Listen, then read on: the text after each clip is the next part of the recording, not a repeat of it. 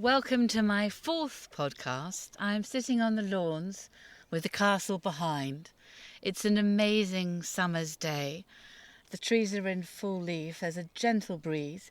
You may occasionally hear some planes flying overhead, but that's because Highclere Castle's on quite a high chalk escarpment for this part of the country anyway, and it's a bit of a beacon and a landway as they fly overhead, and occasionally we get some helicopters, sometimes army helicopters, so they're particularly noisy if they come over the top of this conversation.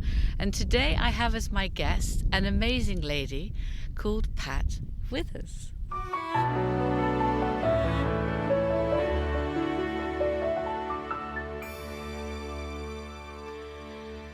Pat, thank you for coming on as my guest today. You have been at the castle far longer than I am, a complete newbie by comparison.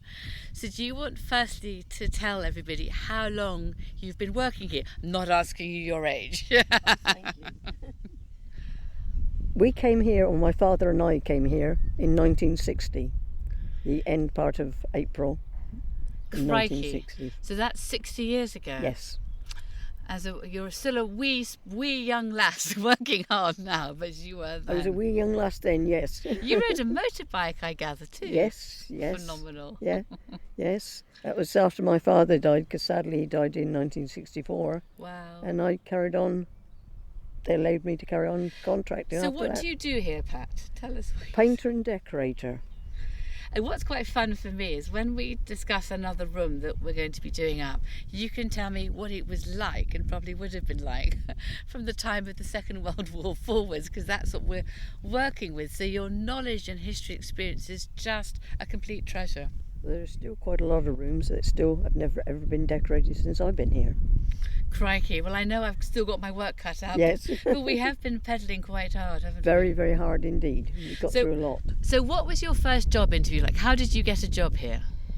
To be quite honest, we used to live down at Ivory at the time, which is a part of the estate. And Miss Stubbings was the agent, and I was going out one night on my motorbike, and up the road came Miss Stubbings in her car.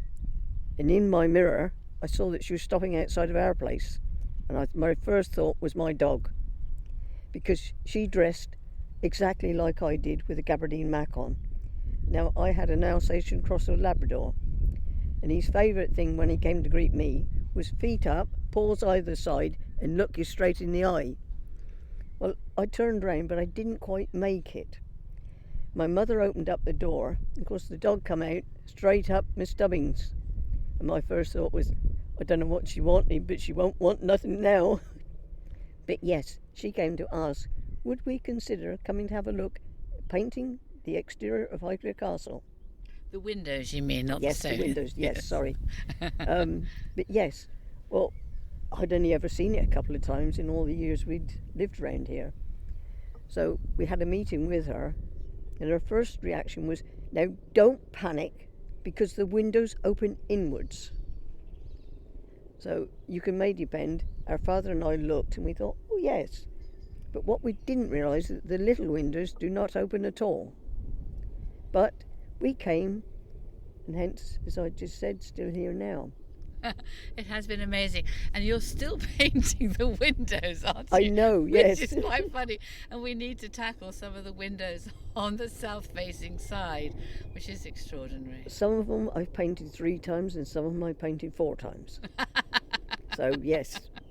But we've now got a consistent colourways, haven't we? Because one of the things I did was try to create files, mind you, I often lose them, so that there's the standard colourway of what we paint. Yes. Both the doors inside and the covings and the frames, and then the windows outside. So there's a standard colour scheme, which makes it easier, doesn't it? It makes it a lot easier, because over the years they have changed 2 or 3 times. This is my accountancy background, Pat. Make a list. Yes, this is so it. we've done that.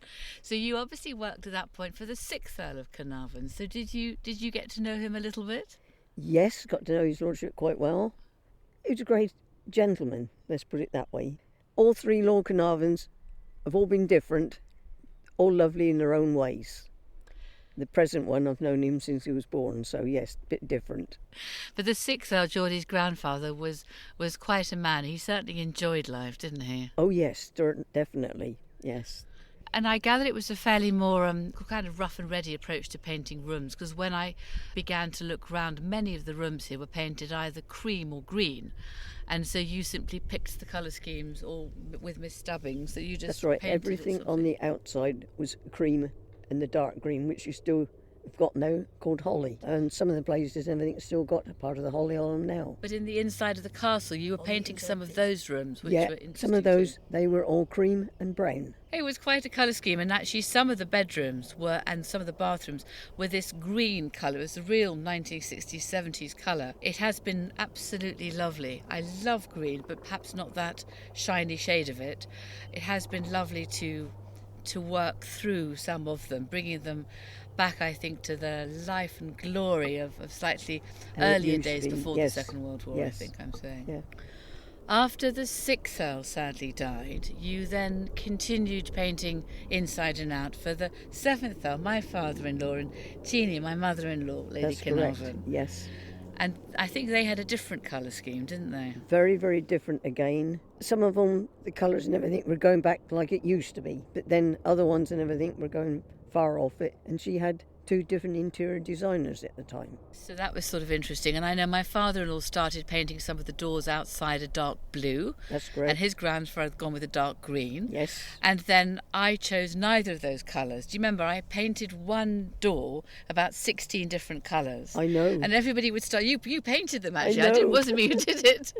And then that was Keith's door of his shed, in order to try to choose a colour and then stay with it.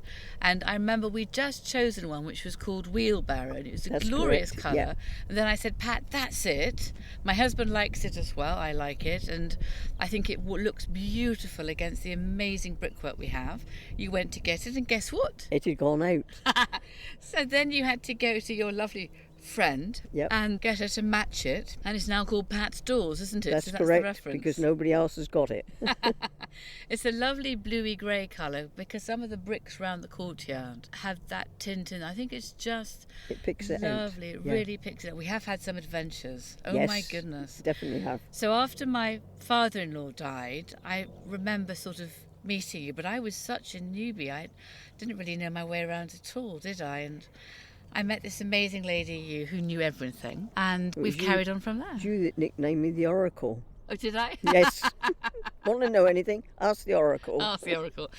That was true. And we have had some adventures, because I'm sort of trying to always highlight some of the beautiful brickwork and the very structure of the building. And do you remember, because I think it was the sixth Earl, and probably yourself, who painted the castle courtyard that shiny cream? Was that right? That's correct.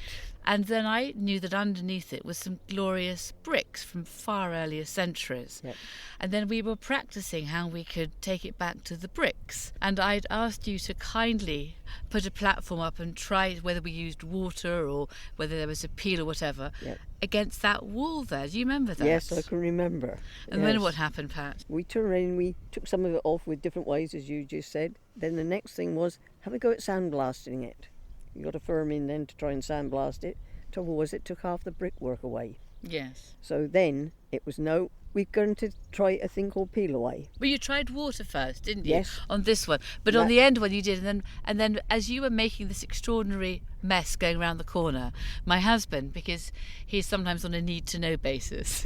Yes, it's easier. you know that. He didn't know that at all. And he heard this immense noise, and he came storming out of his office. Yes. And asked you what you were doing. You were supposed to be titivating and patching in the old cream. I remember you calling me, and you said, Lady Carnarvon, I take it you haven't told your husband yet. And I said, no. Has he found out? And you said, yes. I said, where are you? You said, I'm hiding behind a wall. How's he taking it? Not very well. That was quite true. It was very funny, and I thought, no, I'm in big trouble here. It was unfair of me. And then I remember him saying, because we did one side, and he said, just stop this. And he was then actually catching a plane to go and stay with friends in Scotland, and I couldn't go because it was something to do with Eddie's school and things like that. And as he left his office at 12 noon, we had the scaffolding up by 2 p.m. and up we went. So by the time he came You back... up on the top with a scraper, having a bit of peel. I loved it. And every time I turn around, hang on a minute, she's gone to another part. It's not where we were. But it's amazing what we've done here, Pat. This is I'm it. so Yeah. proud. Yeah. It is extraordinary. And the brick courtyard at the back of the castle, I mean, that's underneath some of those buildings, and in fact the tarmac, is a much older part of the castle. Yeah. But you were here when the castle first opened, and you were here on that very first day, weren't you? Yes, I was here the evening when they had the big party. And what was the big party like? That was... I didn't want to... I'm not that kind of person. Lord and Lady Carnarvon kept on, would we come? It was Sotheby's do. So, no, that's not... I'm one of the Indians and I'm not one of the bosses. But anyhow, in the end, yes, we came, but we came in via the back door. We were in the drawing room and I looked through. I'd gone in with Mike, my husband, Stan Bosley, which was furniture restorer, and Mr. Jones, which is a gilder. And I looked through and I thought, I'm seeing things. And I said to Stan, I said, I don't like this. So Stan looked, I said, it's the Queen and she's coming our way. With that, Stan had taken my handbag out from underneath my arm, and I still don't know how he didn't break any of the valuable plates behind me. But they all came our way, the complete party, His Lordship, Her Majesty, Lady Carnarvon and the rest of the family. I froze. I told you I don't like this sort of thing, and I didn't. And they were there, and His Lordship said, this is Pat, she's responsible for all the decorating. And this Lady Carnarvon standing behind, it's going to be all right, Pat, it's going to be all right. It will be all right, honestly. With that, His Lordship said, well, we'll just move on for a moment. Moved on to Stan Bosley. And then after that, Mr. Jones, and then came back. Well, by then I'd composed myself after Richard Morris and one or two others taking the mickey, as you can quite well imagine, me freezing. And Her Majesty Storen, she said, I understand you've painted the castle for a little while and you've done the outside before. I said, yes, ma'am. I said I did it with my father in 1960. She said, this is the second time round. You're bound to do the third time. And without thinking, I just looked at His Lordship and looked back. I said, I don't know about that, ma'am. I could be with Zimmer frame by then if they leave it as long. And His Lordship said, and that could be arranged back. And I thought, oh dear. They turned around and looked at my husband and said, this is Mike. No matter what we want done, we just call out Mike, and he always comes. So yes, brilliant. It was amazing, wasn't it, Pat? Yeah. A great opening. And then from there, that was, I think, 1988 when the castle first opened. Yeah. There were long queues at that point. I know, down the drive, and they just discovered some of the Egyptian treasures in the basement, and they were in the music room, and it was front page news. And Highclere has been a lucky house, I hope, and continues to be so. And then, of course, sadly, my pa-in-law died on September the 11th, but here, nothing to do with the World Trade Center, obviously, but it was a desperately sad day. And then Geordie and I took up our stewardship or tenureship for our lifetime, and you and I have continued on, but we've gone at quite a rate, haven't we? Yes, because one of the first things was when you decided you were going to do the cellars with the Egyptology. You're right. I just said, we're going to ease down a bit, my lady. Well, I've got a little project, it's only a little one. What aren't you involved in? 7 cellars later, we came out the other end. And there's you standing there like you are now, laughing and say, sirs, you're right. You won't tell me you're eased down again, will you? And then do you remember, that was an amazing project, but I think you were bored of grey paint because so much of the background was grey paint, wasn't it? It was, to yes. give the sense of being in a tomb That's and it. going downstairs and to set off all the stories about the discovery of Tutankhamun. So I do remember it was a long project. I lived down in those cellars for ages. So did we all. You're right. But I was down there in the evening sometimes. Yeah. And where there weren't that much electricity, and I could hear everybody from their footsteps. Yeah. And I could always hear Les coming because he had the tap of his stick. That's right. And I could sort of tell who it was, and sometimes I couldn't quite make out who was coming. And so then you imagine all these not such good imaginings, actually. And then, of course, it was like Duncan or my husband, so it was fine. But it was an amazing time, and it's been such a success, Pat. I'm so grateful to you. It's been extraordinary. And then do you remember we painted the red stairs? I mean, I don't think they'd been painted since Victorian times. They hadn't. The top part, as you so rightly said, when we got up there, because it'd never ever been up on the scaffolding and all right up there, and it was 18-something when that was last done. Golly. Because that was on the ceiling. Oh, really? Yeah. We found it and come and everything, told everybody then, this has not been painted. I can't quite remember, but I know it was 18-something. It might have been about 1855 or something, Yeah, I was going to say it was I don't quite think old, it was yes. after that. And I remember Richard Morris, who was our agent at the time, the most glorious man, and he said to me, why are you painting the staircase? And I said, because it's part of the heart of the house, Richard, you see. That's right. And I'd found an inexpensive carpet and a rug. And he said, why are you buying that? I said, because it's the heart of the castle, Richard. Yeah. And it's become such a beautiful staircase again. Well, people can now walk up it and their eyes automatically go right up. I know. Whereas before it was so dark and dingy. And there's lighting properly everywhere, isn't there? Yeah. And my goodness, there was a lot of paint on that staircase. Oh, yes, there was. I don't know. Wish I had shares in a paint company. But Yes. we've sort of moved our way round. And I do remember we've done a lot of the bedrooms, and a lot of them have been in Downton Abbey. So that's been amazing. And I've again tried to keep records. So sometimes when the Donal, the set design on Downton Abbey, wanted to recreate a corner back in Ealing to finish something off, at least we had the records to share of what we'd used. But one of my most memorable moments was when you and I were standing on the top floor, Pat, and we were standing underneath, on the top floor underneath where two staircases begin to lead up to the tower. Yes. And we'd done Canning Bedroom. That's right. Yeah. And we were just looking up, and I just remember nearly wanting to cry because I wasn't sure I'd ever get this far. No. And we have got that far. I looked at you and I thought you were about to cry too. It's the only time I'd ever remember anybody doing it. They put their arm on my shoulder and said, we're going up there, meaning up the terrace staircase. And I looked at you and I said, yeah.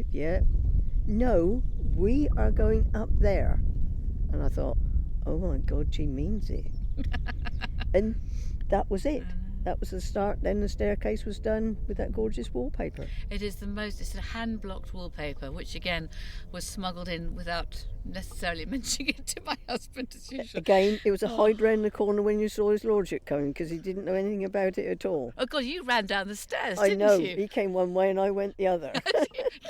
You were completely shameless. You saw him coming. He hadn't known about this project for 3 or 4 months, and you saw him coming up the red stairs. Yes. And I saw him coming. I thought, Lady Carnarvon, you can have this one, not me. So you started beetling down, and you'd forgotten something without a shadow of a doubt. It was amazing, but again, it's brought back so much of the It's made it absolutely castle. gorgeous. It up has, there. hasn't it? Yes. And I hope in the end, when I again have some money, which sadly won't be for a while, to continue up there. And I want to create a homage to the architect Charles Barry, as you know. There's so many rooms. He created the Houses of Parliament. There's so much knowledge, pictures, painting, sketches of his to share. And I thought it'd be such an interesting tour for visitors. Would be. And I think the last room on the top floor, we've gone along and we've skipped a few rooms because there are so blooming many of them, aren't there? Yeah. And we've gone into a room which I had a brainwave about facing east called Orient. Yeah. So that's a lovely room. That was gorgeous. I love the colours of it. They blend well together. Because I want to write a book about the 5th Earl of Carnarvon who discovered Tutankhamun, and I can never find anything. I'm always losing everything, actually. That's going to be his room. And that's going to be the room for everything to do with the 5th Earl and Egyptology. And it's this most amazing colour. And I work with an amazing girlfriend called Sarah Morris, who's a proper interior decorator who makes swift decisions and backs me up 100%. And I wanted a colour of the sand of Egypt, of that rich golden colour which I imagine. And she came up with a colour called papyrus, and we put it on the wall, and my God, it was perfect. Absolutely. You've done an amazing job in there, and I've actually got some I've framed some of the old maps, and they can come back at some point. Yeah. It's quite amusing in some ways. I feel as if every single little plane in southeast England is flying over Highclere. But it's because we've been in lockdown. It's a beautiful day, and I think they want to escape and explore the skies. But apart from the skies, there's something else which flies, which is very important to you and I, and that's the bees, because you and your husband Mike keep bees, don't you? Yeah. And they're bees. all around the estate, and we have wildflower meadows, and we plant consciously with what can help the bees here and to give them longevity when they're collecting all their nectar. And you have some marvellous hives which we sort of move around a little bit, and you produce honey for our gift shop. That's correct. Yeah. So when did you and Mike first start keeping hives? Well, Mike, believe it or not, kept them. The school teacher started him off. Right. So that's many, many years ago. He was about 14 at the time. And when he left school, the master actually gave him his very, very first hive.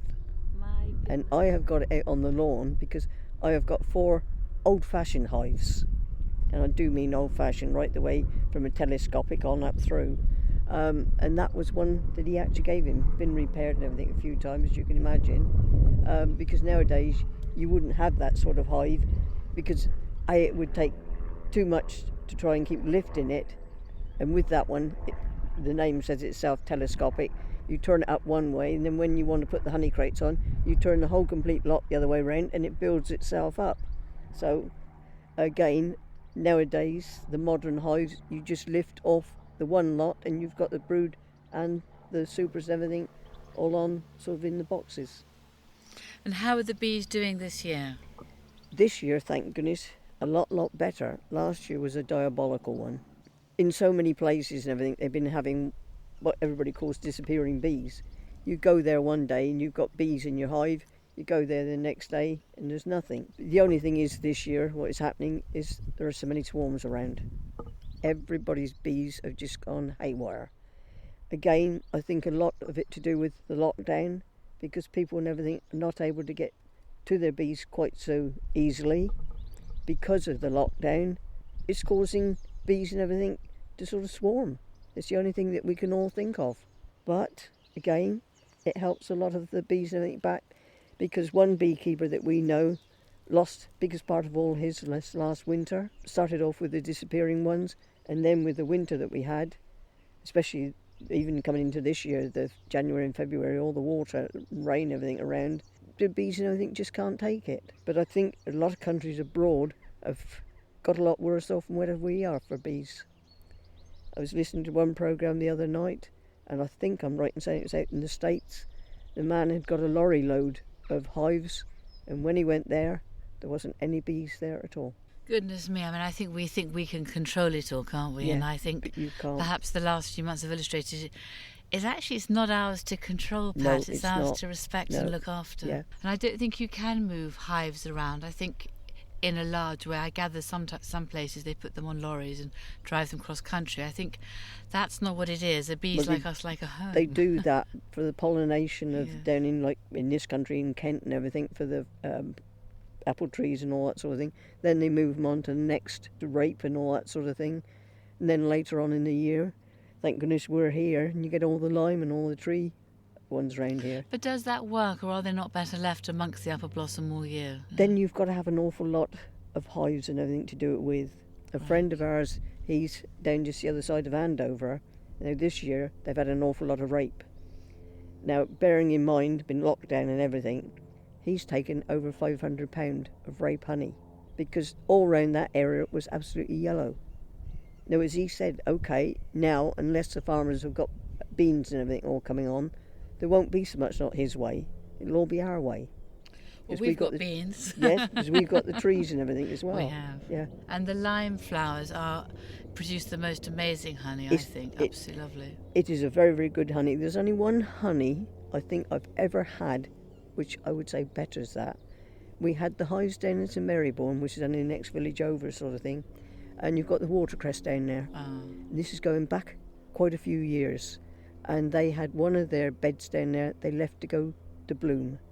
And the bloom on that, and when the honey came, you could read, and you can say, if you're judging honey, you can read a newspaper through it, you've got a good honey. This, you could really and truly see every single word, everything. It's the lightest colour honey and the clearest I've ever seen. Pat, why don't I plant some watercress down by Live Arch Bridge? That's brilliant. Wouldn't it because be fun? Yeah. Let's do Yeah. that. Yeah. Let's create some different honeys. Let's got a taste of broaden its it own. up. That It really has. did. But every lot has got a different taste, and that's the beauty of it. Wherever I travel, whenever I go for breakfast, I always love a little bit of toast with a little bit of honey on Yeah. from wherever I locally am, because it's supposed to be so good for you and protect you from the pollens and everything That's else. right, and especially help your for hay breathing. fever and everything. If you've got the honey from around your area where you're living and got the hay fever, that's the best that there is for you.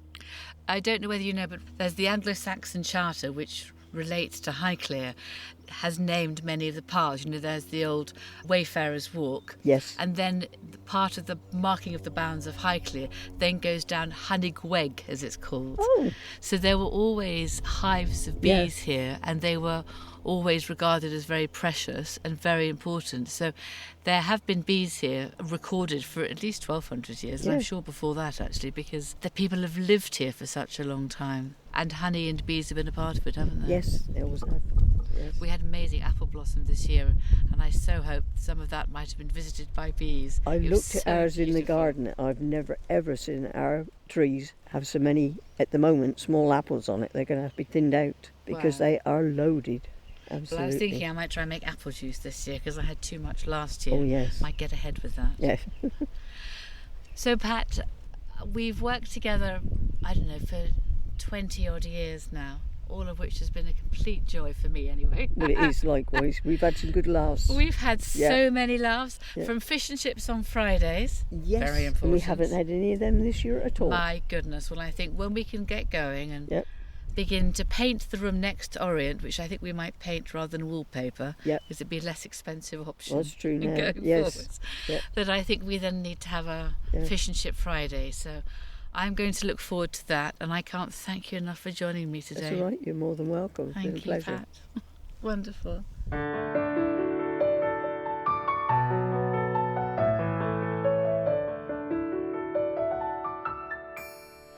If any of you've got any questions from this podcast or wonder further about whatever we've talked about, please do email in. We've set up an email address called podcast@highclerecastle.co.uk. Or if you also go onto my blog, which is www.ladycarnarvon.com, you can see that every Monday I post a blog, and I also try to answer the comments, and some of the comments sometimes refer to other questions as well, which I'm delighted to answer. So do share your thoughts with us, and I look forward to hearing from you. Thank you.